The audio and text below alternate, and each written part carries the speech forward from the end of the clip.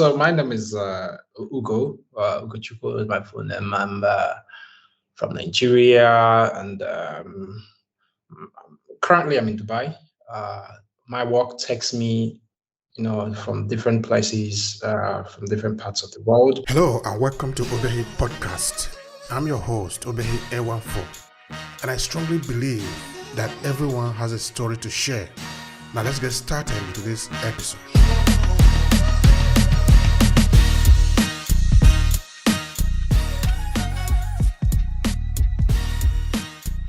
Because I believe that in the world that we exist today, borders shouldn't be barriers to the quest for actually achieving success in the world, for creating access to resources. And that's why I believe so much in using creating access to resources by allowing people, exposing people's minds to the level of abundance in the world, and exposing people's minds to a good understanding of who they are, so that they can, if you come to a good understanding of your self-identity, who you are, if you can think clearly about those things, if the question of who am I, and if you have a good understanding of it, then it can empower you with the cognitive skills that you require to go through life. So I'm an author of published three books. I'm currently working on my fourth book, which hopefully will be published next year. And I am also passionate about my country, my people, because we all have common roots with Nigeria. And until the people in Nigeria become liberated in their thinking and in their in their activities, in their doings, until they become liberated, and then the whole of Africa will not be liberated, because we occupy a strategic place in the affairs of the African nation, of the African people. And I believe that's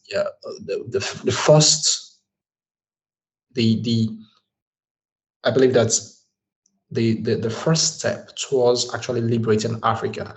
Empowering Africans begins with empowering Nigerians, and my work has been all about that. And I believe that we can still achieve it, irrespective of where we are, what we're doing.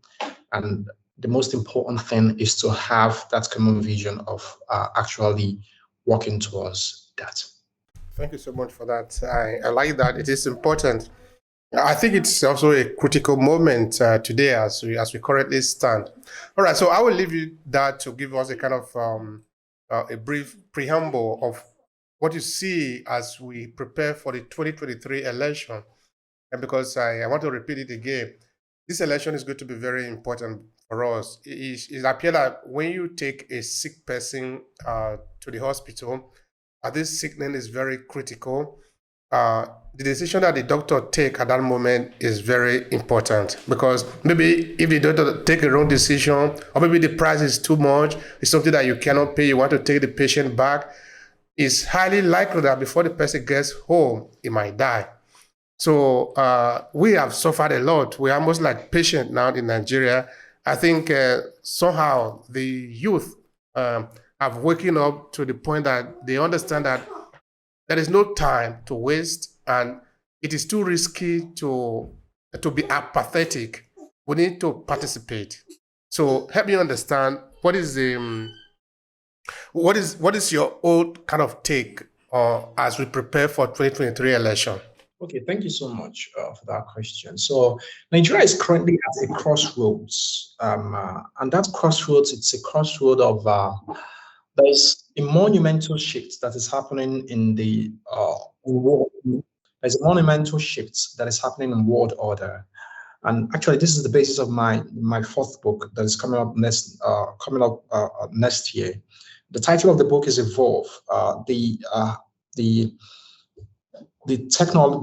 evolution of technology, of socioeconomic progress, and all of that. So many countries across the world, currently is witnessing a change in the order of things. in the way we interact with each other, in the kind of technologies that we have, in the way technology impacts our life, and also the policies and the systems that actually transform our life. So technology is actually transforming the world in a very large way, in a very huge way, at a breakneck space. But the greatest impact, the greatest hindrance to this technological transformation that is going on in the world is actually the kind of leadership, the kind of policies that we have, and the kind of leadership that actually prescribes those policies. So Nigeria is at the very crossroad because all the chips are down. When you look at all the indices of human development, all the indices of socioeconomic development, Nigeria is at a low in all. So we are actually at a place where all chips are down, and we actually need help in redirecting the country and giving it a new vision and giving it a new direction. So leadership, we cannot overemphasize the importance of an articulated and a competent and visionary leadership at this point. That's what we need in order to make that step. And the reason I cited the change in world order that is currently happening now, and the importance of the change, and the relationship that change has with Nigeria, is because, like I told you, as I said earlier, Nigeria occupies a pivotal role when it comes to, occupies a very important role in the affairs of the African journey and the African nation, or the Africa. I like to call it African nation because we all have a common background, you know, ancestral. So Nigeria occupies a very critical role in that order. And because of that critical role that we occupy in that order, it's very important that we get our us right, we get our things right, we get our house together. So if we are unable to get our house together, it is hugely going to impact the rest of the world. So the youth understand this, and they understand that it is not only the fact that we all that Nigeria has to take on its leadership role in Africa, but also they also have a responsibility to turn around things, to turn around the narrative, and to turn around things so that they can bequeath a better future, a better tomorrow to their children.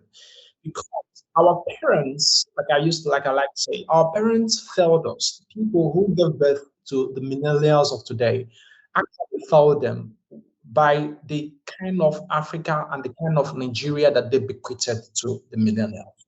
So, unlike when you go to other parts of the world, their parents actually bequeathed them, they bequeathed the current uh, uh, uh, uh, millennials today, a world that they can take on, actually gave them a world that they can take on and build upon. But that is not the case with Nigeria. So what we were bequeathed was a corrupt and a failed system. So that is why you see, young Nigerians, the majority of the youth within the ages of 25 to 40 struggling, to make it, struggling to find their stance in life, struggling to make their own impact on the world. And then that is why we also see people of 70, 80 still contesting to the president, still contesting to lead the country. That's because the young people, they failed the young people. So because they failed the young people, they think that the young people are not, eager enough, are not equipped enough mentally and physically in from the perspective of capacity. They are not equipped enough to take on the leadership role. So they want to rule to death. So that goes to show you that's the leadership failure that has happened.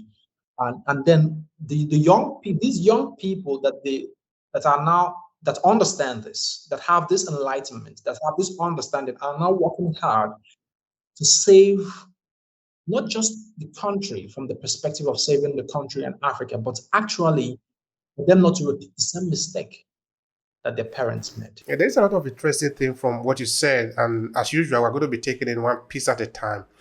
I want to know if you want to say anything about the changing order, like you did say, because of course we are looking at technology now, looking at a world that is completely revolutionized and different from the kind of world that we had when I was growing up. For example, I was born in '79, so my own kind of childhood and the childhood of my son today, who was born 4 or 5 years ago, is completely different.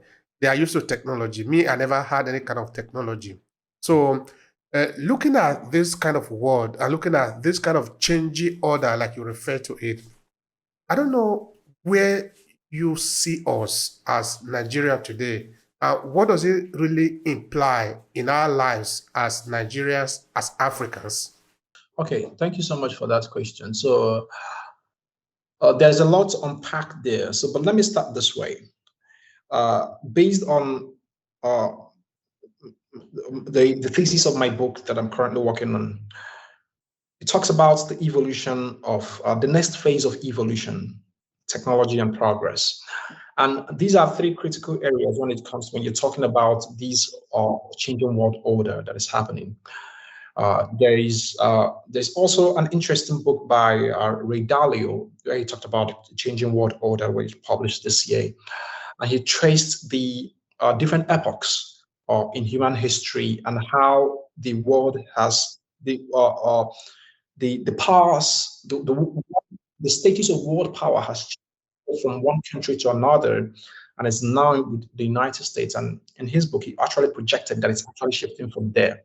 So when you look at all of this equation, the equation of all the analysis that he made, Africa was nowhere to be found. Africa was not in the picture, which is a very striking thing because when you look in the past, you know, uh, uh, uh, uh, if you dig down into history, you find out that there was actually a time when Egypt was actually a world power. Egypt occupied a very significant place in the world, and many African empires and societies actually occupied a pivotal role in the world. So why is it that Africa has no place in the world, and what is actually happening?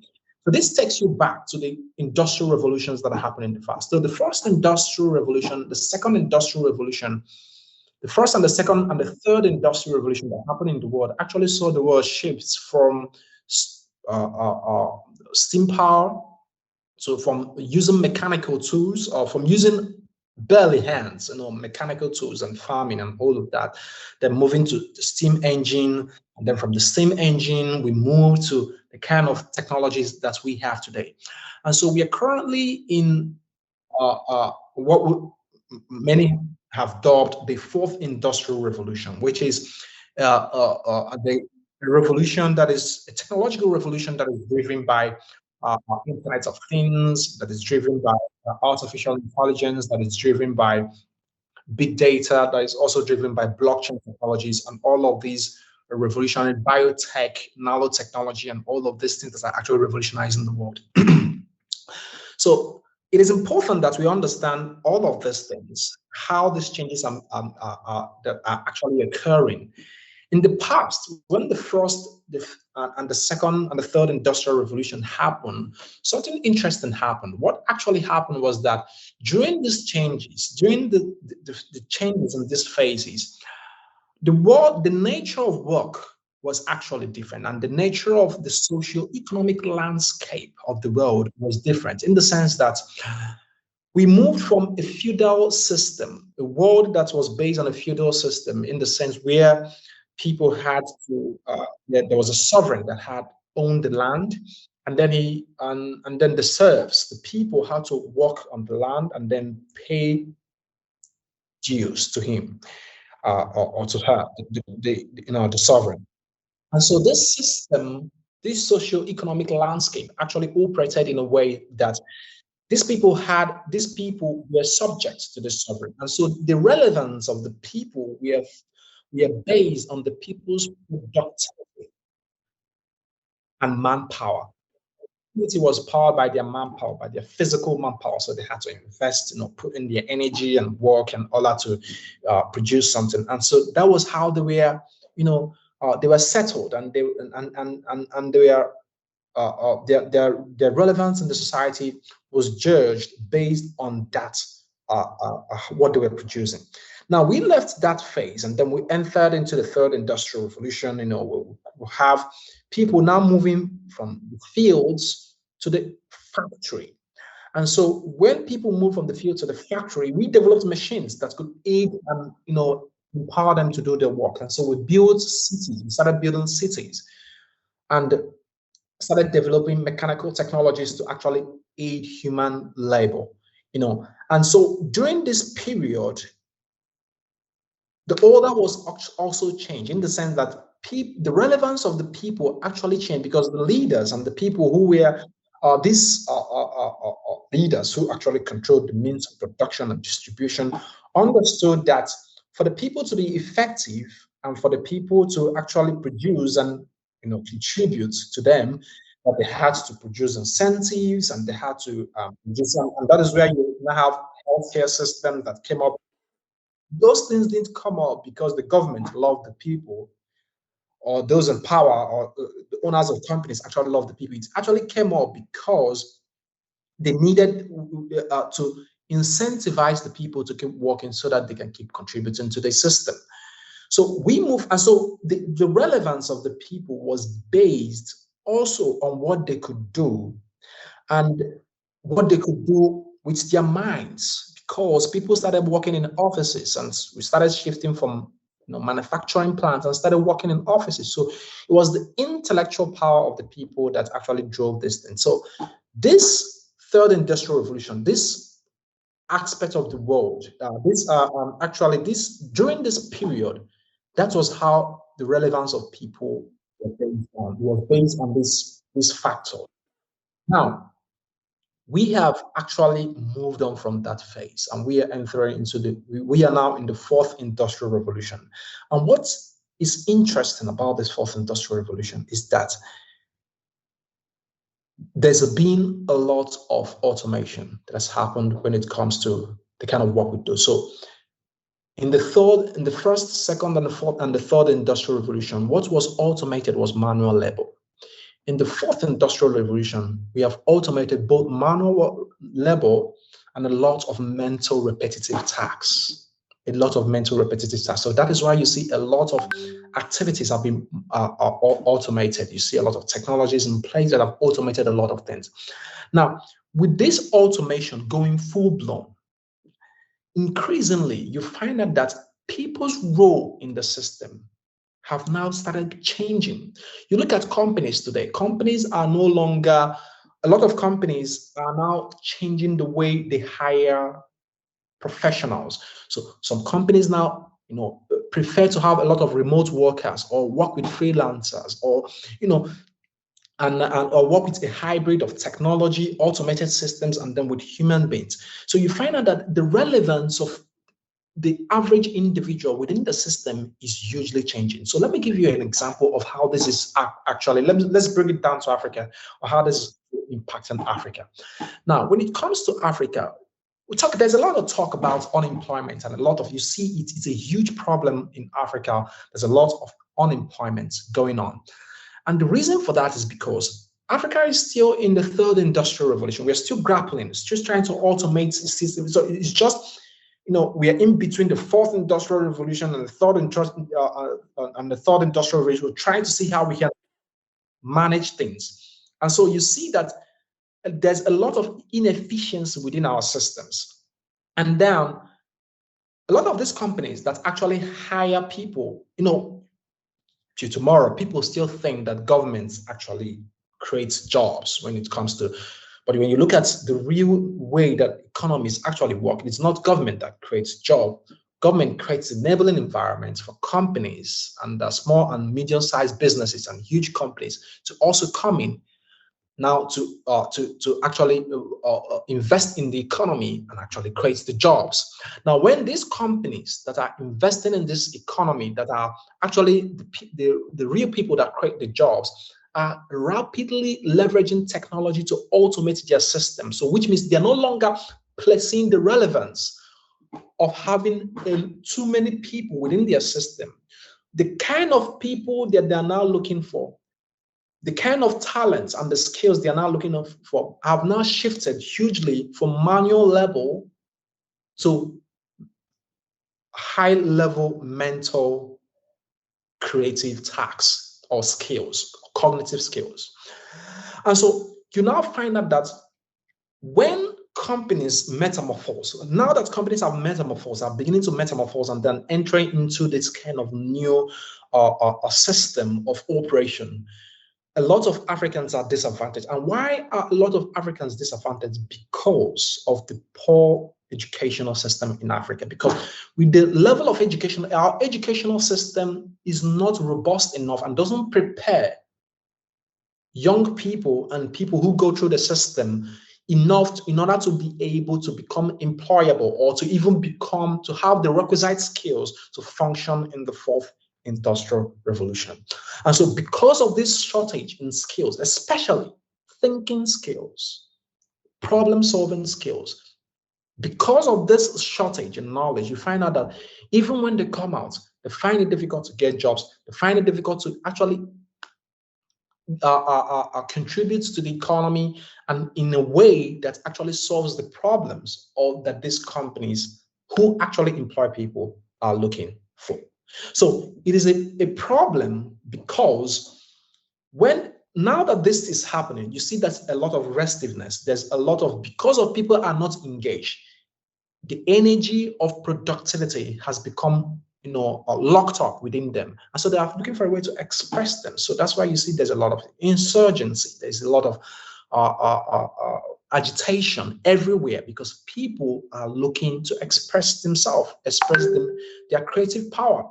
There are three things every economy and every society should do for its people. You should empower the people to learn. You should empower the people to achieve mastery, and it should empower the people to actually express their creativity, express what they have learned. So ability to learn, ability to attain mastery, to become, and ability to express that which you have learned. In these three important things, these three important functions of a sustainable environment, Nigeria, as the case may be, has failed in each of these three levels. And that is why you see the agitations, that a lot of things that are happening. Now, the danger with all of these things is that as these things are happening, the world is actually leaving us behind. This changing world order is radically transforming, and artificial intelligence, it's radically transforming and usurping the roles of majority of the works that people do. Now, the people that are supposed to do these things are busy agitating, are struggling. They are restive and they are not being empowered. So, if we continue with the current state of affairs, where the world is leaving us behind with a lot of these emerging technologies that are coming on board that are transforming the way we operate and the fundamental ways that we do things, we do business, and that we conduct our lives as human beings. As these technologies continue to transform and change these things, and then there is this huge population in Africa and in Nigeria, huge young population that are not harnessed. Two things is going to happen. The world is going to leave us behind. Technology will leave us behind, will leap forward. And then this huge population that are supposed to be a productive population that will invest in the economy with their minds, which is the greatest asset human beings have. They're going to turn and become actually a source of disaster instead of a source of productivity and a source of wealth.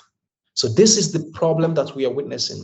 I know I took so much. No. It's perfectly fine. It's falling. It's very important because this is what we are talking about. In fact, we will never finish to talk about it because when you were explaining even the previous question before, when you were explaining it, you didn't make mention on the fact that sometimes they did not equip. Okay, they in this sense mean the Nigerian government did not equip the youth. Because this we can see now is almost intentional. Either they like to have the mumu that they can continue to mumu around them, but they don't understand yet that they are cheating themselves. Because if you have an army of people that you refuse to equip, They are going to turn back to you because they are not able to reach their enemy. Now you become their enemy. They are going to reach you. You know, I think many people still believe in Nigeria that they are going to be able to hide. No, you cannot hide. Of course. It's just because the people haven't yet got enough frustration. By the time they get enough frustration and they are marching to you, you and the bullet that you have will not be able to withstand the people. Exactly. So for the good of you and the good of the people, give them what you are stealing from them. Exactly. Let everybody have access to this life. We can live quality life in Nigeria. Exactly. A good example would be, why would a functioning government allow ASU to be on strike all these months? How do we justify this? Yeah, it's really terrible because, okay, I was speaking in a Twitter space yesterday that was hosted by Nigerian influencers. They asking me questions on the role of the ASU strike that is actually happening, and it's because it's very pathetic and very embarrassing and very terrible to see that in 2022, the age where, if you watch science fiction movies that were premiered in 2019, they projected 2022 as the height of human technological ascent, the human technological progress. And so in 2022, at the height of human technological progress, you still find that people are taking away the very thing, the very fundamental basis for human progress. The very fundamental basis for human progress, and that is education. So this is especially people who are in higher, the people they are denying this are the people that are at the peak of their youth. That's the productive peak of people's youthfulness. So that is at the stage where human beings, the typical human being, is at his productive peak within your 20s. So if you take someone like that and put them and then lift them aside and then allow the system to be flowed by all of this nonsense, and then you take the ASU to court and try to force people to go back to, very preposterous how you try to force someone to teach, because teaching is a leadership. It's leadership. It's something that is done by conscience. It's not something that is done through. You can't even compel someone to teach, because when I'm impacting knowledge to you, if I'm forced to impact knowledge to you, I'm going to impact the wrong knowledge. Get the point? So it's not something you can't even force someone to impact knowledge. So that's it. That's to tell you how terrible they are. And what I said to them that yesterday was that, it's difficult. It's not surprising to see a government, to see people who will send their children abroad to study, and then look at those here, the ones that are still in Nigeria, and actually rob them of their right to education. Education is a human right. It's a fundamental human right. In the same way you have the right to live, the right to freedom of association, you have the right to be educated, to seek knowledge, and to empower yourself, because it's a fundamental human right. So what they are actually committing, the government should actually be sued for breaching one of the core fundamental human rights of Nigerian citizens, of the youth. But people don't understand the level of damage that has been happening, because these guys, they came from the pandemic where the schools were practically shut down, and immediately they got back to class as we went on strike.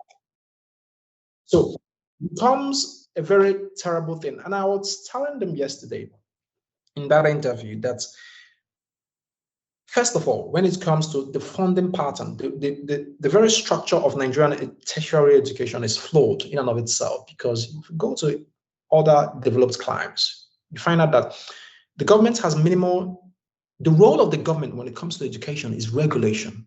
They're not hugely invested when it comes to funding educational systems. Why? Because the government is a monopoly, one, and a monopoly cannot think well about the future. If a monopoly cannot actually curate a better future. Yes, you can bring in leadership. As a leader, you can come in and then create a leader. But as a monopoly, you cannot actually manage education. It is best left in the hands of the private sector, in the hands of companies and people. Our tertiary education should be funded in the way research and development is funded. That's what happens in the United States. You see the likes of Harvard, Yale, Stanford. Those are funded by private. They are actually funded as a company, so that actually improves productivity of the system, because these are research institutes. The Stanfords and the Harvards of this world, these are the place where you cook the resources that you use to develop the society, your country. It's in the institutions. That's where you do that. But because, and this goes back to the thing I told you about our parents, the parents of the millennials failing them.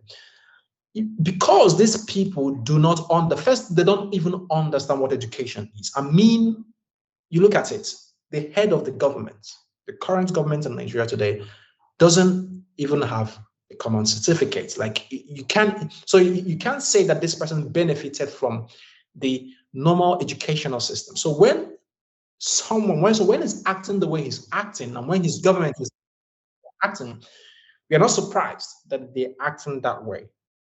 But the thing is, the people still within that system, the people in the ministries, the people in the parastatals, some of them, I believe, most of them should understand the gravity of what is happening.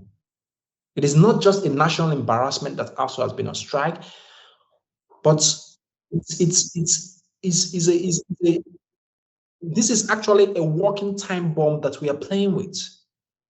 It's a walking time bomb that we are playing with. And the solution, I think, to this will be for the government to restructure the Nigerian educational system, especially the tertiary educational system, to restructure it to allow for the kind of innovation that is happening in Nigerian fintech industry, in the Nigerian financial sector, to happen in the education sector.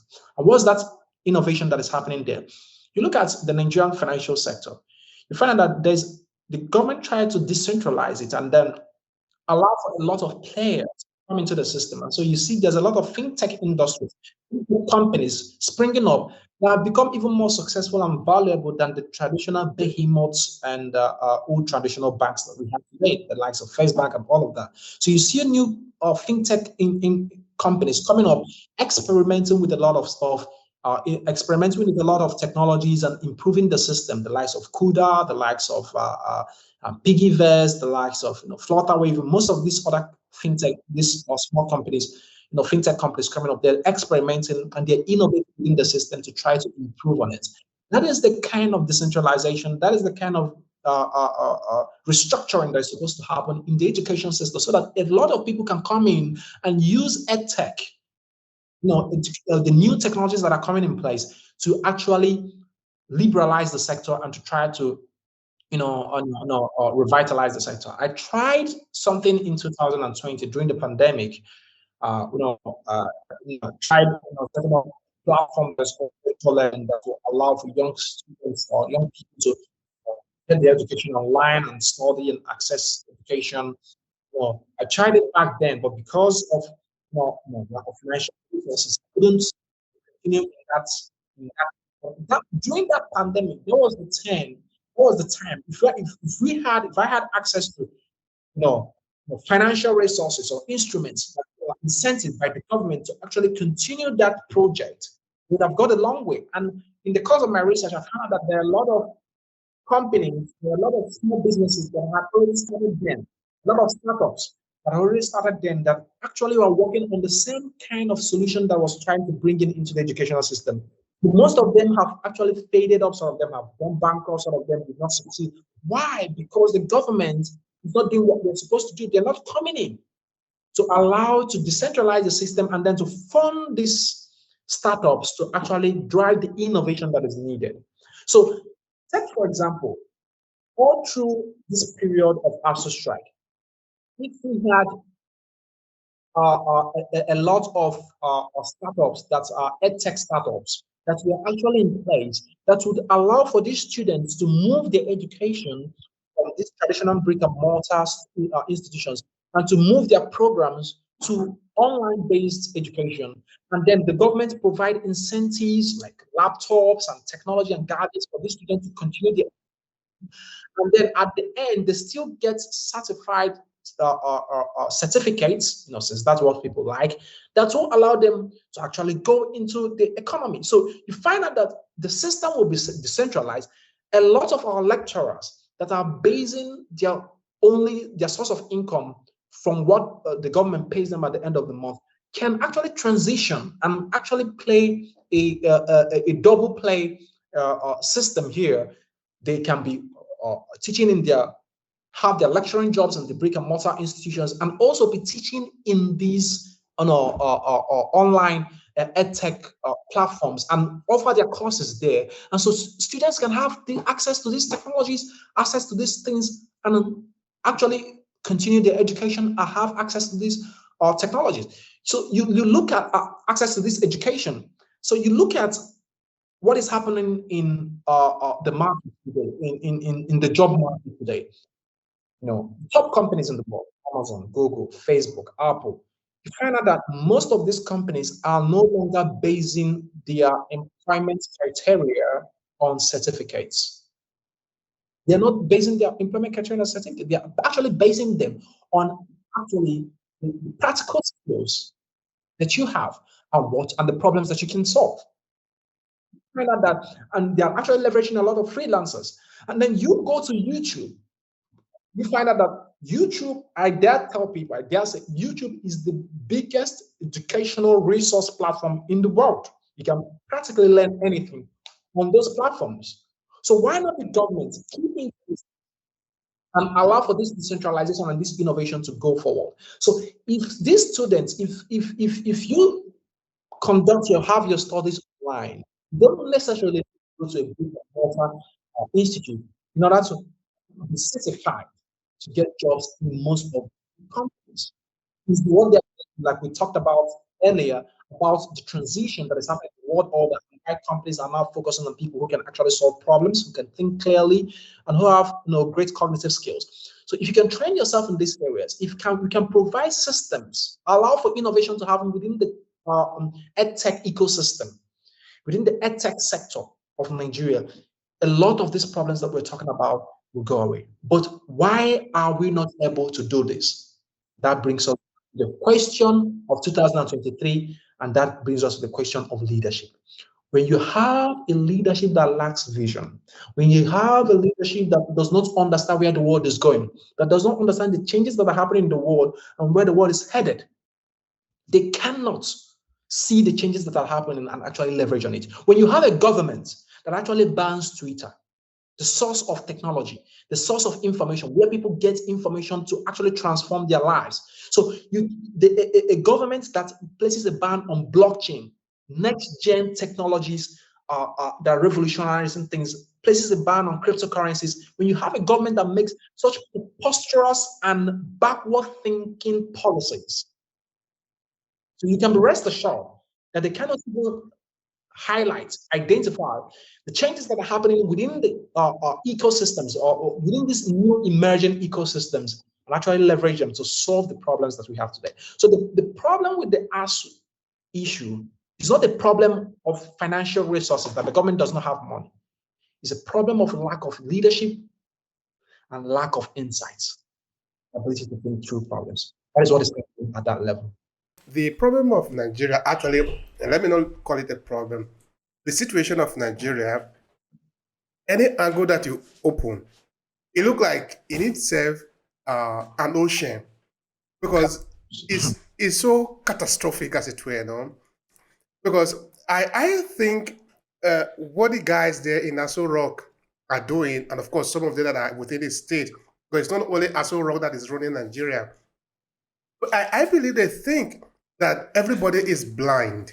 So Let's everybody just be doing mugu mugu mugu mugu inside a small hole. But Mm. it's not helping us. We can see that it's not helping us. Now, a good example. You said you did make mention of monopoly, which is actually the situation there in Nigeria. The federal government of Nigeria, even though they are incapable of running businesses, they want to be in charge of everything. Yes. A good example, power generation. Mm. Why should the federal government of Nigeria saddle itself with this responsibility of generating electricity for the entire country when they have tried it several years, it hasn't worked? Why can't they just decentralize it? Ask each state, do you want to be in the dark or need light? Go ahead and generate it. You collect the revenue, you pay tax to the government, to the federal government. What about security? Today, everybody is afraid in the country because we don't know what is happening. Why can't we, like it happened in many other parts of the world, let the state have their own police? You want to be secure? Of course, the federal police can still be running because the federal is not running in the air. They are still on the land. If one federal police is going to police the entire country, how are you going to do it? First of all, you don't even understand the language of the local people because how they do is that they have some police officer from the south. They send it to the north to work, which in itself is not even a bad idea because we are trying to integrate. Okay, but do you really understand the geography of the reasoning of these people? Do you understand when they say something that is not exactly what they mean? Are you able to detect really what is happening? Because in many other clients, the local, the regional, and the federal, all of them are working together. Why can't we do the same in Nigeria? I think all this one go back to the same question. Are we going to a direction? Do we have an objective? Are we going somewhere? Because if we don't know that we are going somewhere, then it doesn't matter. Let's just be roaming around in the same place. Because after all, we are not going anywhere. I believe that many Nigerians are now aware of all these basic things that we want the government to do. If this is true, how do you look at the candidates that we have? In that, are we going to recycle the same thing? Do we have anything new? Are we aware of what is going on, or are we just dreaming? Tell me about your take on the candidate that we have for 2023. Okay, yeah, thank you so much for that question. A couple of weeks back, I wrote an article on the obedient movement, and I know the reason why I wanted to start at that. And in that article, I borrowed an analogy from the science of intelligence. Because when you look at the study of intelligence, and a lot of scholars in actually in the study of intelligence, a lot of scholars came to a notion or a phenomenon that what is called substrate intelligence, and that's the proposition that intelligence in and of itself is not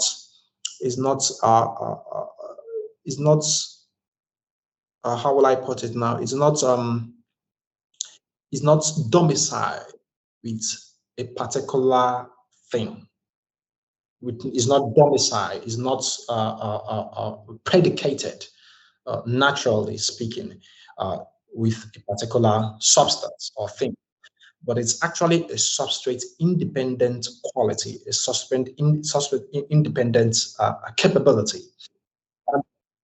The reason for that, and then when you look at what is actually happening in Nigeria with the current election that is coming up and what has happened in the past, what is happening can also be described from the lens of how intelligence is described. So how is it? Before now, you look at ever since for a long period of time, Nigeria has suffered from one agitation to another. At each time in Nigeria's history of faith, time you find out that people are always agitating for one thing or the other. If you look at the level of the agitation, you find that it seems that the momentum of agitation keeps growing as the years go by. So you look at the level of agitation that we have immediately after the British colonial rule, during the British colonial rule, we had agitation for the nationalist government. After that, we had agitation that happened, you know, between the different ethnic groups that came up to form the country, and then they wanted to go their separate sides, and then you have the agitation that led to the Biafra War, and all of that subsided. But after the Biafra War, the injustice and the problems within the Nigerian system continue to fester. And as they continue to fester, the condition of Nigeria continued to degenerate. And then you saw a resurgence of that agitation coming up, and it continued to grow gradually. And then you see that agitation manifested in what came to become Boko Haram today. It started in 2009. That came as some kind of a form of agitation by the Abubakar, the guy that actually started Boko Haram, I think in 2009 or so. An agitation. And the reason we started with agitation boils back to what we said about when you have a youth that wants to express his creativity, express himself, but the system has frustrated it and made it impossible for him to do that. And then he found a way to channel that, and that led to what actually manifested to Boko Haram today.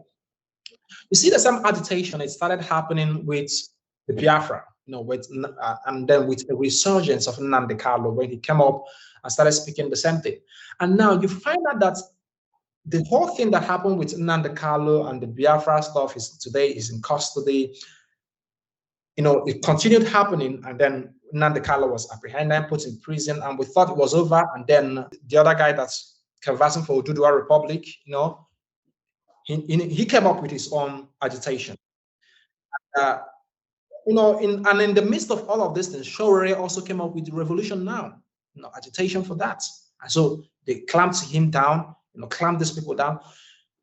And then if you look at all this agitation, you find that there is a common theme that runs around all of them. It is a common theme. These people are not asking for anything different. They are asking for access to resources. They are asking for the basic amenities of life. They're asking for those basic things that make life meaningful in a human society. That is what they are agitating for. So they might be they might be looking at different, parts when it comes to what they want, where they are going. This one says I want Biafra. The other one says I want a new Nigeria. Another one says I want Oduduwa Republic. But all of them are still the underlying reason, cause that is underpinning their agitations has been the same pain. And that is, at their core, is the common pain that Nigerians feel with the state of affairs in the country. That is the common pain. And so you saw that all of these agitations came up, the culmination of all of this agitation came during the NSAS protest. And so that was when you saw that agitation come to its bloom, and you see that it is the same strategy that the government used in fighting the guy, Sunday Igboho, and his agitation of Oduduwa, in fighting the Biafrans, it is the same strategy. Shoot at them and kill them. It's the same strategy that was used in fighting them. That was the whole thing that was used at the NSAS. So you find out what is underscoring all of these agitations at their core has been that lack of the pain, the common pain that the underlying Nigerian feels with the state of affairs within the country. That is the common thing that is underlying it. And so you find out that after the agitation of the NSAS protest was quelled down by the brutal killing of those people in 2024, the youths were called back. And that agitation, that anger, that pain, all summarized in an idea. The idea that Nigerians need to be liberated still continue to boil within. And you see that now manifesting in this election that is coming up. You see it resurgitating itself in this election that is coming up. So It is a common idea. That's the point I'm trying to make. That the idea that is going around with all of these movements, the obedience movement, it is simply a rehashing, and that's why you see some people they say the obedience movement is IPOP, is Biafra because the guy is yeah, Igbo, P2B is Igbo, and all of that because it has all of the characteristics. Some say that it is from those who conducted the NSAS that are doing it. Some say it's Biafra. Some say it's IPOP. So a lot of things. The reason is because it is the same idea that has driven all the agitations from Boko Haram to NSAS. It is the same idea that is doing it. And I'm saying that this idea is substrate independent. And by what I mean by substrate independent, it is not about Nnamdi Kanu. The idea is not about Nnamdi Kanu. It's not about Boko Haram. It's not about Showore. It is not about Sunday Igboho. It is not even about the actors, the chief actors during the NSAS protest. And that is why you see some of those who actually were chief actors during the NSAS protest have turned enemy of the people now because it's not about them. The idea is substrate independent. It's not dependent on any substrate. Nnamdi Kanu, IPOB, the Duduwa Republic, all of those things, they are simply substrate. But the idea, which is the common pain that Nigerians feel, is independent on all of this things. So what the idea is actually looking for is a place where an individual, where it can actually impinge itself upon, that will have the character, the integrity of character to actually drive that idea. That is the idea for a new revolution driven by the pain, the common pain that Nigerians are going through. The individual that can drive that and use it to turn around Nigeria. And that is what I see that is happening. Now, how does that relate to the candidates that are election that are actually available? The three candidates that are actually involved here, the three major candidates are, we have P2B of the Labour Party, we have Bola Ahmed Tinubu of APC, and we have Atiku Abubakar. These are the three major candidates that are up for the thing. And you look at all of these candidates. So how do you analyze it? When you look at all of these candidates and you look at the current position of Nigeria, you find out that, and I'm going to relate this with this idea that I told you that is substrate independent that is coming up. You find out that up until now, the common Nigerians have had an apathy, some kind of a huge proportion of Nigerians have had some kind of apathy when it comes to Nigerian politics. You understand that? Especially the youth, the millennials, especially the millennials, they have that kind of huge apathy when it comes to election. And the reason behind that is because they believe that the government doesn't care about them, that the society, the government, that the Nigerian story doesn't actually reflect their life. It doesn't actually reflect their pains and their concerns. And so there's no need in participating in it. But the thing that happened, the thing that all of that changed during the NSAS protest. And how did it change? Why did it change during the NSAS protest? During the NSAS protest, that period, the NSAS protest was the culmination of a time where a young boy who thought his parents did not care about him came to the age of reasoning and wanted to manifest himself. I'm now going back to that idea where I told you that three things the society was giving people. The final thing is the ability to express themselves, express their creativity and express themselves. So these young people have come to a point where they need to express themselves in the Nigerian system, but the ecosystem is so suffocating, it's so stuffy that they cannot express themselves. These old generations that have disappointed them are still holding on to power and still pressing their neck down on the floor. So they want to express themselves, they're not doing that. And then you see that manifested because, like I told you about the revolution that is happening in the world order, the technological revolution that is happening in the world. You find out that these young people actually lashed upon this technology. When they looked at the Nigerian ecosystem and find that the Nigerian system was not giving them what they needed when it comes to jobs, when it comes to resources, they saw that for the online world and they started applying the trades over there. And so you find out that there was a clampdown through the police, That every guy that has a laptop and is living, is a Yahoo person, that is a scammer. And so that clampdown came. So the NSAS was a frustration of all of that. So they wanted to express themselves. So they were like, we wanted to express themselves, we wanted to express ourselves in this society, and you made the society inhabitable and inhospitable for us. And then we'll search for the online world using the technological revolution that has happened. And you still want to press us down. We will not allow this. We'll fight against this. So it came at the culmination with the NSAS protest. That was the critical mass of all of these things that came up. And so when they tried to do that and then they were killed, they were met with the same attitude, with the same response that all agitations in Nigeria have been met from, right from the Biafran war to now, the same method, which is by killing them. They now understood that we have come to the age of reason. We have come to the age of consciousness, and it's time for us to take back our country. And that same idea that is substrate independent metamorphosed from Biafra, from the search for Ududua, from revolution now, from NSAS to the obedient movement. And so why did it find itself in the obedient movement? So let me now tell you why it found itself in the obedient movement. That is the message of Peter Obi. Before now, all the candidates, like I told you, all the political parties and all of them, Nigerians had this apathy because all the politicians that came on the scene did not bear a message that resonated with the needs of the people.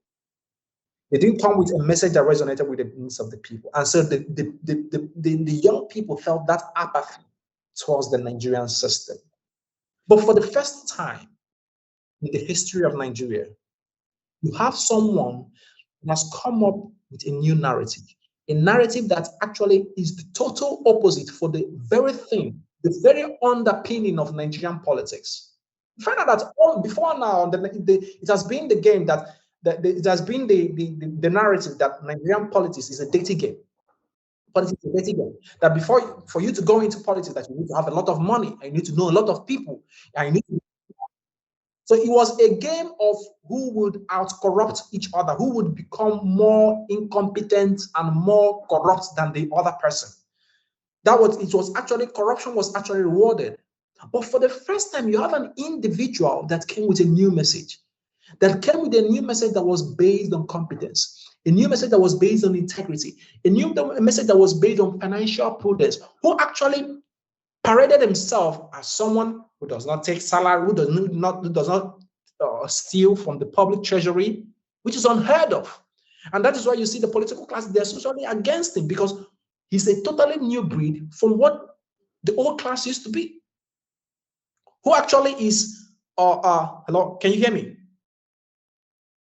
Yeah, so who is actually parading himself with that new message that you have to move the country from consumption to production.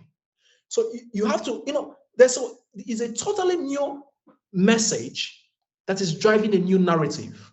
And that is why that idea that is substate independent, that is looking to alleviate the pain of Nigerians, that is looking for a new Nigeria, was able to impinge itself, just like you have a parasite, to pong itself on that person, because it was looking for a new narrative.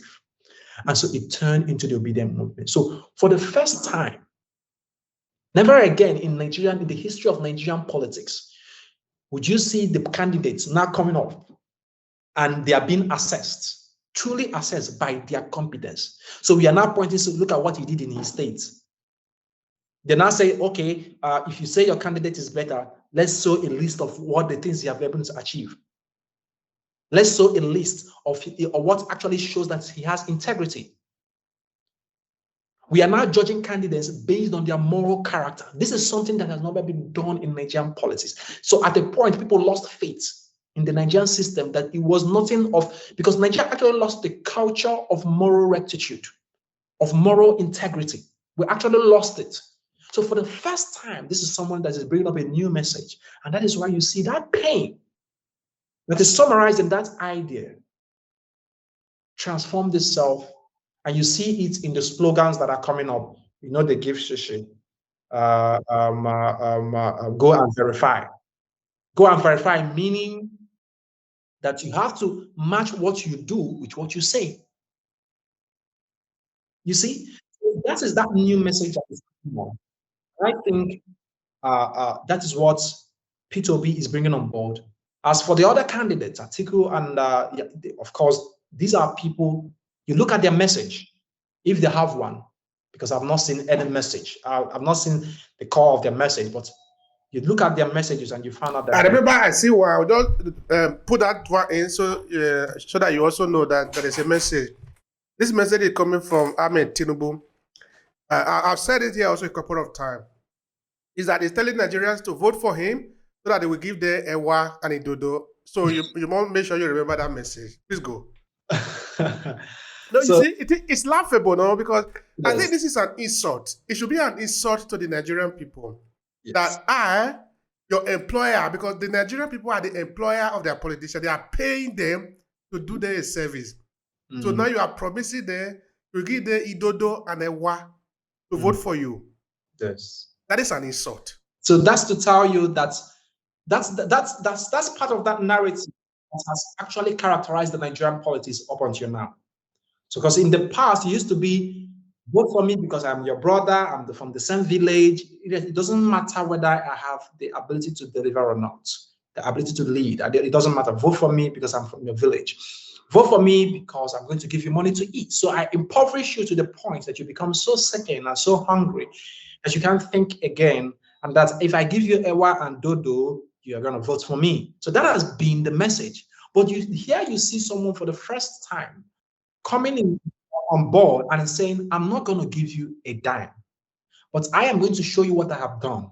And I am going to promise you that if you vote for me, I'm going to repeat this thing that I've done in the past. It has never been the criteria for leadership, for choosing of the for selecting leaders in this country. And that is why it's a new revolution. It's coming as a new revolution. So time will tell whether this revolution will materialize as something being successful. But I fear that if it doesn't materialize, the Nigerian states, or the Nigerian country, as you might put it, might implode from within before we know it. I think if the people stand on it, it's going to work. There is nothing stopping it. Yes. I think in 2005, there was a film that was done in the UK.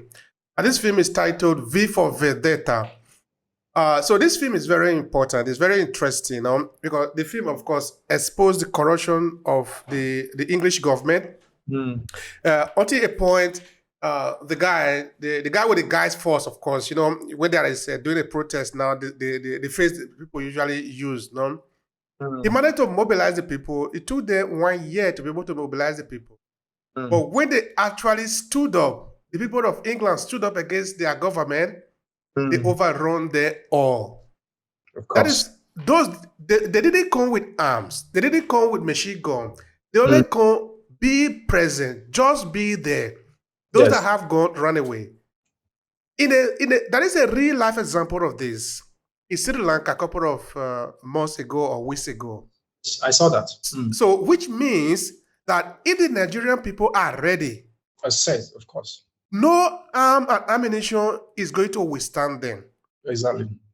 So I want you to tell me about this possibility that we have, because you see, I don't know if you see the march that took place in Abuja, was it yesterday or a couple of days ago? Yeah, I think it was yesterday, yes. Okay. It took place also in the north. It took place in Edo State. This is something uncommon. It have never happened before. Yes. So I know politics sometimes can be very complex because it's not everything that we know, but of course we are speaking from what we see. Of course.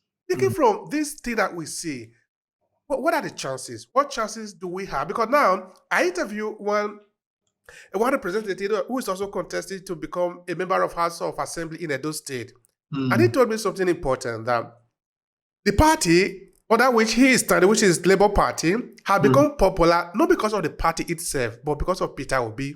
People are not really interested in which party you come from. What do you represent? What are you offering the people of this country? Because we are dying need of a good leader. So what chances do we have? Yeah, so we have 100% chance and a 0% chance at the same time. So what do I mean by that? We have 100% chance from the perspective of what the example you just enumerated with the movie and what happened in Sri Lanka and in other parts of the world. Every society goes through a period of revolution. Like I told you, a changing world order. And the changing world order happens on two fronts. It happens first internally and then it happens externally. The one I explained during the earlier part of our discussion was the external changing world order that is happening. But for external changing world order to occur, there has to be an internal changing world order. It has to be an internal change of the order. And that is why I told you that Nigeria occupies a pivotal role when it comes to its role when it comes to Africa, when it comes to chances of Africa rising again. But in Africa, cannot rise again. And then we are talking about the change that will come from Africa. We're talking about the external order. The external order of change that we're looking to happen in Africa will not happen until the internal order, the internal changing order, until there's an internal change within the Nigerian system.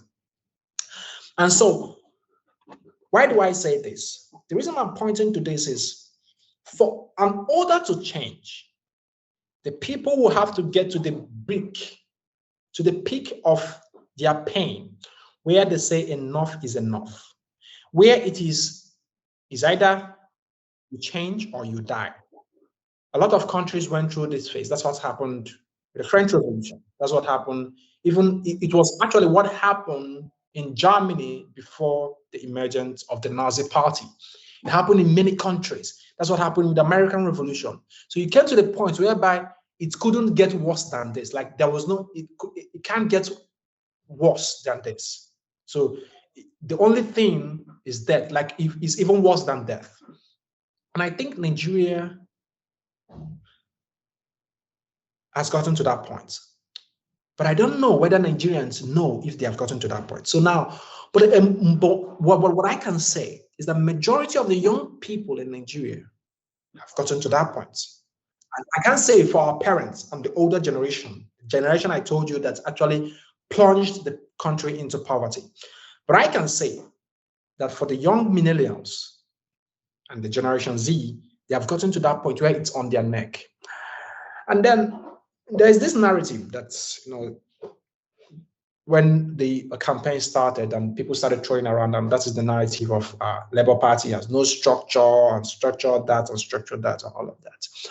And I told people in a Twitter space that I participated where we were discussing this, and so they asked me about the question of structure. And I told them that the greatest structure that you can have is the people, which is what many people have alluded to that. Even P2B has alluded to that. The greatest structure is the people.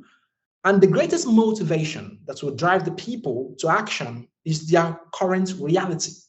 And if you look at the current reality of Nigeria, from all fronts, it's so bad. It's so bad, and it has gotten to a place that we cannot take it any longer. And that is the greatest motivation to mobilize. And it is the people who understand their condition that can actually drive the change that is needed. And that is why you see people are mobilizing themselves. The same thing, the same strategy that they used during the NSAS protest. People mobilized, people send funds, people do a lot of things, and they're trying to change the system. That is the same force that they are now channeling to this. And so you look at any system that comes to its point of this ultimate point of sustenance, that it cannot sustain itself again. What is to happen is either it implodes. It can implode in two ways. That can be, and this is what I told some people during the NSAS protest. The revolutions happen in two ways, that you can have a bloody revolution or a peaceful revolution or a bloodless revolution. Not peaceful. There's no such thing as a peaceful revolution. It has to be violent. So, but it can be bloody or it can be bloodless. So what tried to happen during the NSAS protests could not happen because it was quelled. People were shot. Now, that revolution is trying to happen again, just but through the democratic means. But it still has to be forceful. The Nigerian youth has to be still forceful enough, like they used to say, violent enough, to drive and push through their change. Because the people who are holding the grasp of this power, who want to keep the country subjugated and in poverty and penury, they have a lot of resources at their disposal. So if you want to break it down, you have to be violent revolution that you're going to use. So the youth would need to actually mobilize themselves and become even more violent in the approach when it comes to attacking the system. They have to hold INEC accountable so that even the people in INEC will know that if they don't conduct a free and fair election, that their lives are at stake. But you can't even survive it. Because you look at it from all ends, Nigeria, it's more than at the keg of a gunpowder. Because you see, president, the last time the president's convoy was shot at, was attacked. So you can tell that nobody is safe. Nobody is practically safe. Anybody can die at any moment. So when you come to that stage, so we are currently in a state of what Thomas Hobbes calls that's a state of chaos, of disorder. So it can't get any worse than this. So, but what the youth need to do is that they need to violently organize. They need to organize themselves strategically, and then they need to use a more violent approach and force in order to push through the system. When you say violent, what exactly do you mean? Like they should start destroying or start resisting with all seriousness? I want you to be specific on that. So when I say violence, like I said in the past, all revolutions that happen in the world, all of them were violent. So, and there are two kinds of violent revolution. There can be a bloody revolution, or a bloodless violent revolution. But on itself, it has to be violent. The violence comes with you being able to outmaneuver, outpower, because it is outpower the opposition, because the opposition is violent in its own approach. You see what is going to happen in the elections. You see what happened in the past. They will send out thugs. The thugs will not come peacefully. They will come with violence, true or false. They will come with violence. So for you to actually vote and defend your vote, you have to be more violent than the thugs in order to tell them that if you can't do this, it's no longer acceptable, right? When the NSAS protests happened, how did the government stop it, the movement? Through violence. So if you're more violent than them, you tell them this cannot happen. So the violence has to be intellectual violence. It has to be spiritual violence when it comes to conspiring a source of meaning that everybody will come together to be, so that it's even a crime for you not to be with the movement. There's no place for you if you're not with the movement that is going wrong. So it has to be spiritual violence. It has to be economic violence, so which people have to violently invest, pull in resources and funds to do that. Then it has to also be physical violence. When I say physical violence, people have to come out in their mass, like what is happening with the 1 million march. It has to become even more forceful. The force behind it has to be more forceful, that when the people stand before the INEC, before the government, the people who want to rig the system, we have the courage to do that. So that is the violence I'm talking about. It is a violence that comes from all fronts. And if it comes to the point that even the people have to resist evil, then you should fight and resist evil. Because no person on earth, no nation, whether it's a nation or a people or a race, has achieved their freedom without fighting violently to defend it, because freedom is not given, it is taken. Thank you so much for that. That's really very important to understand. You cannot fight laughing. It is not possible, though. And if we say fight for it, it means fight for it. Fight means fight. And the history, Because when we say violence, people say, "Oh, don't violence." You are saying this thing. You want to cause chaos in the society and all of that. The society is already in a mess. Something more worse than chaos. So it cannot be more chaotic like than it is right currently. That's first of all. Now the second is when you say that, people say, "Oh, don't say about violence." But the truth is that when you're fighting for the just cause, you can't have peace without war. You understand? So when you're fighting for a just cause, the oppressor wants the state of affairs that is on its own chaotic and dangerous, because there's nothing more violent than a student sitting at home and being deprived for his fundamental human right of education for over a year, for almost a year now. There's nothing more intellectually violent and more dehumanizing than that. It can't get any more violent than that. True or false? It's obvious. Yes. It's obvious. So if it comes to that, so for the student, if students now started calling for ASU strike, and so they start calling for protests. Is when you now start protesting and say, "Give me my rights, give me my right." That is when people will start listening to you. If you keep quiet, everybody will keep quiet. So that tells you, in all of history, in life generally, if you don't fight, once you know that you're on the right path, when violence is, when we say that violence, when violence is reprimanded, or when we say people don't go into violence, is when you are not fighting for a just cause, when you are on the wrong side of history. But when you're on the right side of history, you have to fight for what is right. That is what Nelson Mandela did. That's what Martin Luther did. That's what the founding fathers of the United States of America did. That is what even every country that sought for independence, that's what they did. And if we have to have the freedom we look for, we have to use the same. In fact, I was listening to a speech by Omoyole Sowore this morning, actually, where he says something that of course, I agree with a lot of things that he said, but I particularly agree with this one, in line with also what you're saying, that the reason why the ASU strike continued to remain like this is because the Nigerian student hasn't come to street and demand for something. Because you remember during military regime, the Nigerian students are on street every time, yeah. Because if you want to kill me, okay, I'm going to die anyway. So what is it? We are going to die for this country. Of course. Because power speaks to nothing else other than another power. Yes, certainly. So if imagine say maybe the Nigerian students have blocked the street and say, "We are not going to school, nothing happens in this country." ASU Rock will respond. At least within 1 week, they will respond.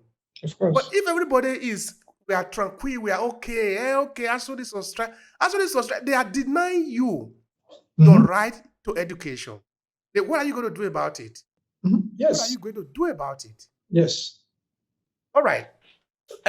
You said something very important before, that Nigeria occupies a critical position in Africa.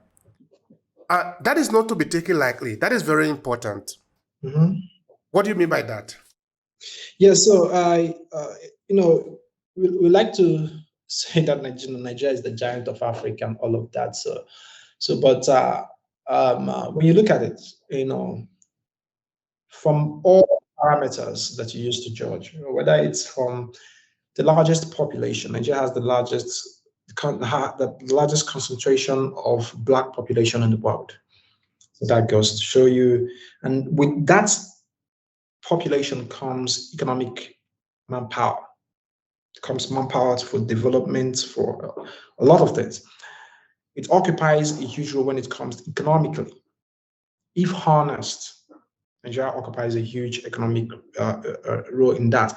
When it comes to leadership, Nigeria is leading in many fronts. When it comes to entertainment, when it comes to the movie industry, when it comes to many areas. Even in technology, you look at fintech, Nigeria is also leading in that area. It's actually pioneering a lot of revolutions in that area. But what is drawing it back? You can't go farther than the leadership, the internal leadership within the country. So if the internal leadership is bad, the external leadership will also be will be unstable. Now, the reason I highlight this is that Africa is not supposed to be separate countries. You're not supposed to have different countries in Africa in the sense that when you look at China and India, that's their population is almost just like Africa. And you find out that if we have the different countries that we have in Africa are not supposed to, the kind of loose relationship that they have within themselves is actually hampering the development of Africa. And this is not me just saying this, it has been said many times and by many people. But the thing is, why haven't we done something to change the narrative? Why haven't we done something to bring Africa together so that we can harness our resources together and how to grow? The reason why Africa is constantly put in the second seat when it comes to the state of world affairs is because we are disintegrated. We are disjointed. We are not together as a people, as one people that have a common history. So until we come together, we cannot leverage the resources and the capacity that we have in order to position ourselves as global and world leaders, as people who occupy a significant place in the history of human race, Africa being the cradle of humankind. So, but the thing there is that you cannot, it is difficult for Africa to do that. You see, what has happened in the past. It's difficult for Africa to do that where there is a leadership, where the leadership is lacking. Muammar Gaddafi tried to unite Africa, with his proposal for the United States of Africa, one currency, free trade routes, and seamless movement of the resources. But it didn't happen. The likes of the president of Zimbabwe and many other, Kwame Nkrumah, and many other African leaders tried to do that. They envisioned that and they tried to do that, but they couldn't. Why? They couldn't do that because their countries did not have that robust architecture or system. Their country did not occupy that strategic position to actually do that. But when you have a Nigerian president, owing to the role that Nigeria plays when it comes to African affairs and even globally, Nigeria actually has a voice in the world. It only needs a leader that will project that voice. The current leaders we have today and the ones we have in the past, they lacked the wherewithal, they lacked the charisma to actually project that voice, to sound that voice, to echo that voice. Nigeria has that voice, but it needs to be echoed. So when Nigeria stands up, when it rises up and stands in its rightful position by doing what it's supposed to do internally, by resolving its issues internally, first of all, uniting itself as a country, as a nation, and then coming up to speak with one voice, then you see that a lot of things will change for Africa. It will transform Africa economically. It will transform Africa politically, and it will transform Africa technologically and industrially. So this is very, very critical. I keep saying this. There are two ways to do this. Through the movement that we are pursuing, we're trying to see that Nigeria can find its way, and also through the revolution that is happening through the technological sector that young Nigerians are also pioneering in different areas. I believe it can be done. And I believe that's the only way it can be done. It's for us to keep talking about it, keep working towards it, and keep inspiring people with the hope that Africa can be better and that we can actually move it forward through the actions that we take every day. In fact, I think immediately after the independence of the country, or even during that period in 1916, even 1950 and all that, one of the policies of Nigeria, the foreign policy, was that Africa was going to be the mainstay of our politics, to make sure that we play a pivotal role in the continent, both for its independence and also to project ourselves as a people in the world. Mm-hmm. I absolutely believe you that it is true. Because imagine, for example, the intervention in Liberia and Sierra Leone at the time. The Okay. United States Army wanted to intervene. Of course, they did intervene, but what we come to understand now is that most of the U.S. Marine were inside the water. They didn't go into the mainland where the war was taking place in Sierra Leone. Until Nigerian soldier said, Nigerian government sent soldiers to intervene, and they went there. They intervened. They did heroic work there. That is what leaders needs to do. Of course, I understand that the Nigerian government was paid more, I don't know if it was $12 billion or something, but we're talking of the the people that actually went there to quell that war, to make sure that those wars were put to an end. You need resources, you need power, you need people who can stand up. Because Ghana cannot stand up now for the whole of West Africa. How are you going to do it? Ivory Coast certainly cannot do that. Senegal cannot do that. Because the reason is this one. Because numbers is important. Exactly. If Nigeria collapse, if you like, build a tall wall to heaven in Ivory Coast, they will break it down and still enter. Meaning Nigeria that collapse will also collapse Ivory Coast and collapse Ghana. But if Nigeria is a solidified, a functioning country, no matter what happened in Ivory Coast or in Senegal or in Ghana, is bigger. Nigeria is big enough to absorb the earthquake, and peace will be restored. So I believe that. I believe that so much. So looking at that, what do you think? What do you think we should do? Should be the primary objective of a new Nigerian president, 2023 going forward?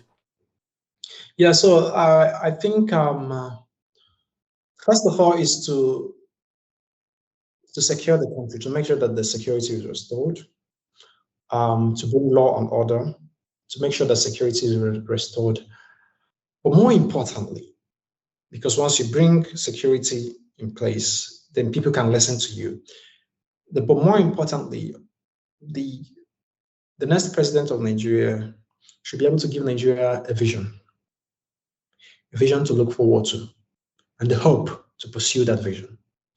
Because no country in the world, no nation in the world, no society in the world, no organization in the world is able to pull through times of turbulence and challenges without a resounding vision, without a clear and vivid vision that actually gives them hope.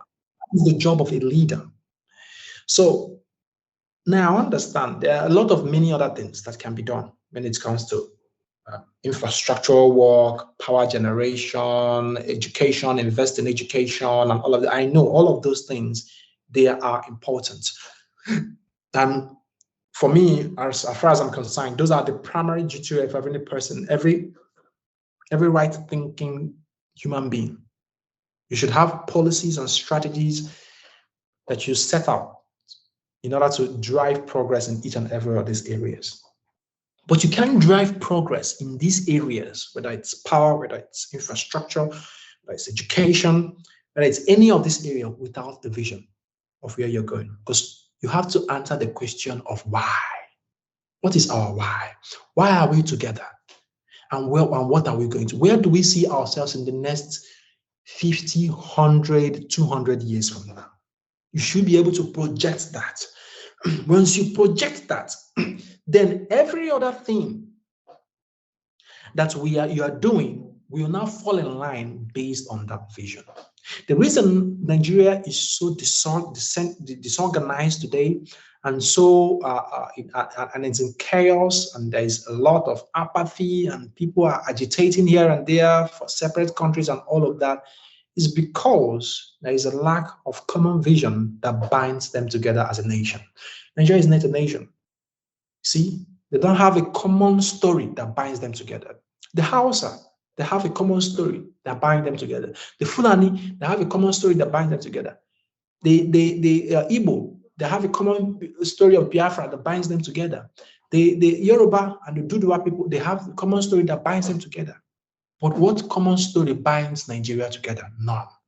So the leader that comes up should be able to articulate that vision and clearly express it and clearly communicate it to the people so that the people can hold that vision to heart. And then we imprint it in our institutions and then use that blueprints of our vision, that common vision of a story, to now draw out the blueprints for our economic infrastructural development, for our educational policy, for our socio-economic policies. It is based on that vision that we use to do that. Because if a leader comes in tomorrow and he promises and he solves power, provides power for everybody, there's power resources, that he solves the ASU strike, starts all of that, and then you create jobs and all of that. But the people do not feel that they are one. You will still see someone tomorrow come up, you say, I'm voting for my brother. The Igbo people are not my own. People will still fight over resources. People will still fight over things. People will still be disorganized because there is no common story that binds them together. So it's not just economic resources or economic progress that makes people successful. Economic progress and any form of progress that you talk about is underpinned by a singular thing, and that is trust. The economy of every nation, the economy of every country, the progress of every country is underpinned on a singular factor, and that is trust. And trust is imbued through a common story that the people believe in. That is how you generate trust. It is when you trust in the common vision and story that has been communicated by your leader that you can now use that trust. It is that trust that will now transform into economic progress, into infrastructural development, because those things are symptoms of a people that have decided to stay together and build a future together. So you get the point. So all of these things has to be harnessed together, and it has to be communicated to the people. So I think that is where it comes in. The next leader of Nigeria should start with that. First of all, securing the country, because the country is in total chaos today. Put security in place and all of that. But the first thing, agenda he should do, should be to communicate a national vision for the country. And to use that national vision to unite the people together. And then from that national vision, create economic policies, infrastructural policies, educational policies, and use it to drive the progress that will birth the new Nigeria that will lead Africa. Thank you so much for that. It is very important that we have this story because, anyway, I don't want to enter into those area again. But I want to just simply point out that it is very important that we have a story. This story, we are going to have to form the story, and we are going to have to believe it, and we're going to make it real. Because without it, we're just like animals, just moving around, living on instinct. We're not supposed to live on instinct. We are human beings. We're supposed to have vision. When you have vision, you create the kind of future that you want, and you go back and work towards it. Exactly. Animals don't do this. Animals just live on instinct. We are supposed to be human beings. In the next 20 years, what do we want to happen in Nigeria? Exactly. If we know, they will start working towards it today. It will not happen by miracle. It won't, because this is a plan that we have, and we are materializing it. Of course. So it's no longer, when you have it, the reason why you see the way we operate in Nigeria is, see, one administration comes in, it does what it likes, it obliterates the work of the other administration, it stops it, it starts their own, and all of that is a lack of vision. So that's why you see the person comes, you say, this is not my own, it starts your own. This person comes, builds a roundabout, another person comes, breaks the roundabout, and all those kind of bullshit. So that's the kind of thing that happens where there is no common vision that is leading the people towards a particular thing. So when you have a vision, it is upon that vision, the vision becomes the foundation upon which institutions of government and society will be built upon. And when you build institutions upon a very formidable vision, the vision is identity, people's identity, who they are. Africa is suffering from a lack of identity, an identity crisis. So if you're going to lead Africa as a nation, if Nigeria is going to lead Africa, it has to first of all formulate its own vision of its own identity itself, and then build its institutions on those identities, so that every institution of the government, every institution of the society, be it the judiciary, be it legislature, be it civil society, is built on those fundamental core values generated from the vision. And then it is when those institutions are built on those fundamental core values, that is when you will have strong institutions. And when you have strong institutions, irrespective of how corrupt a leader is, irrespective of how corrupt the actors within that system are, the institutions, because they are strong, will be able to purify and sieve away the chaff, from the main stuff itself. That is what countries like the United States and the United Kingdom, that is what have kept together. You saw the last time when the Queen died, how they came together and did all of this. So you see, that the Queen, we might have everything that we have to say about the Queen, about colonialism and all of that. But from the perspective of the UK citizens, the people, you find that the crown is a symbol of their identity. It doesn't matter what it represents for other people or what they have done to them, but it's their own symbol. That's where they derive their meaning from. So we have to create that for us. For the United States, is the founding fathers and the promise that of the American dream. So that's that common vision. So we have to have it. If you don't have that vision, that is where you derive your identity. And then on that identity, you build your institutions. That is why when you have those strong institutions, then a corrupt official cannot come up and mess up. Then an ASU cannot go on strike and government will leave them for 8 months, because there's a common vision and there are institutions that will put things in place and policies in place to prevent those things. That's true. That's true. Because if really that is a vision of where the country want to go in 50 years from now, and maybe between now and next year, we want to produce at least, we want to produce 50 doctors in this 50 years, just for example. And in this year, we're going to produce at least 1 doctor. And it takes 1 year to produce 1 doctor. And now, for 5 months, the students are at home, which means we're not working according to the plan. Of course. But because there is no vision, then you can stay at home and go on strike, because nobody is going anywhere. That is what kind of... So we're only waiting for miracle to happen. Of course. All right, thank you so much, Ugo. I really appreciate the conversation. Now, what would be your last statement here? Because really have been very rewarding and very educating. I believe that our audience, of course, that are listening to us, they have a lot of things to benefit from it. So how would you conclude it? Yeah, so how I conclude it, I would encourage every Nigerian youth out there to, like I said, you are not this election that is happening, that is coming up next year, you're not voting to pass a judgment on the leaders, or the current leaders of the country.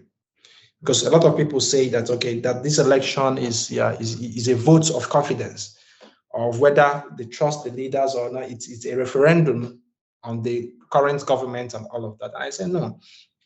It's not a referendum on the current government. It's not a referendum on the leaders, because they already failed. We don't need a referendum to tell us people who have already failed. You know that they have never been successful. The crop of leadership we have in the country from 1960 to now has been abysmal. None of them has been successful. So it is not a referendum and it's not a judgment on the leaders or the government. It is a judgment on the self. It is a self-assessment on every Nigerian that will cast their ballot on the box. You are actually judging yourself. And that judgment, the judgment will pass upon ourselves. It is a self-judgment. And the judgment will pass upon ourselves will be revealed. The final judgment will be revealed when the result of the election will be called. And when that result is called, then we will have that message. We will have that resounding judgment that says that a people deserve the leader they get. That is what is going to be the final judgment upon us, so that you don't cry for whatever outcome that comes out of it. You are going to the ballot, you are casting your vote based on what has happened in the last how many years? 16 years or 20 years now. Because it's not just 16 years of PDP's misrule. You join it with APC's 8 years. Then you're counting over 20-something years. So if for over 20-something years, you have still not come to the grasp of reality, of the terrible reality that you are in, it means that you're not going to come to that grasp again. And it means that you have no hope, that you don't want to bequeath a future to your children. It means that you want to continue to perpetuate the suffering and the pain that your parents have bequeathed to you, that you want to bequeath it to your next children. So it is and it goes to a long way to tell who the kind of character and person who you are. So it is a self-assessment on Nigerians. Reality will use the 2023 election to self-assess Nigerians, to know, have you suffered enough? Is your suffering enough? We are like people in purgatory, and then we are being tested with the fire, and we are being punished. And so at each point, after 4 years, you are asked, is the suffering enough? You say, if you say no, they continue applying the suffering. If you say until the point you say it's okay, I don't want to suffer again, then you now be asked to cast a vote to show that you no longer want to suffer again. That is what is happening in 2023. And I hope Nigerians realize that and take on the action to liberate themselves. This purgatory is no longer comfortable. We're going to leave. I hope so. Thank you so much, my brother. I appreciate the time. If you enjoy this podcast, make sure you subscribe so you never miss any of our future episodes. Rate and review Obehi Podcast and share with your friends who might need it. I remain Obehi Ewafo. Thank you so much for listening, and talk to you in the next episode.